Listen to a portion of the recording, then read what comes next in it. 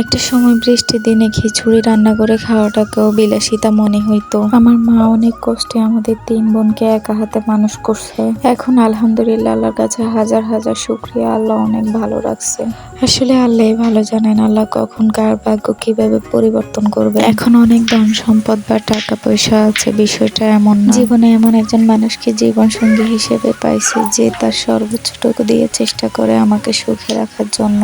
আল্লাহর কাছে হাজার হাজার শুকরিয়া। আমি খুব সাধারণ পরিবারের অতি সাধারণ একজন নারী, কিন্তু তার কাছে আমি সবচেয়ে স্পেশাল। তিনি আমাকে সবসময় এমন ফিল করা যেন আমার প্রায়োরিটি তার কাছে পৃথিবীর সবকিছু চেয়ে উঠবে। সত্যি এদিক দিয়ে আমি নিজেকে সৌভাগ্যবতী মনে করি। জানি না সামনের দিনগুলো কেমন কাটবে তার সাথে।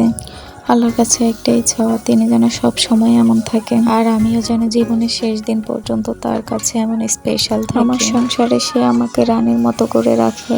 একটা সময় সংসার জীবনে কষ্ট পাইছি, কিন্তু আমি ধৈর্য ধরে তার সাথে থেকেছি। আল্লাহর রহমতে নিজের একটা সাজানো সংসার হয়েছে। এখন উঠতে বসতে খাইতে শুইতে কারো কাছে জবাবদিহিতা করতে হয় না। যখন যেভাবে যা মন চায় তাই করতে পারি। যে সমস্ত আপুরা সংসার জীবনে সুখে আছে তাদের জন্য শুভকামনা, আর যে আপুরা কষ্টে আছে তাদের জন্য দোয়া করি তারা যেন সুখী হয়। আল্লাহ আমাদের সবাইকে বদনজর থেকে হেফাজত করুক, আমিন।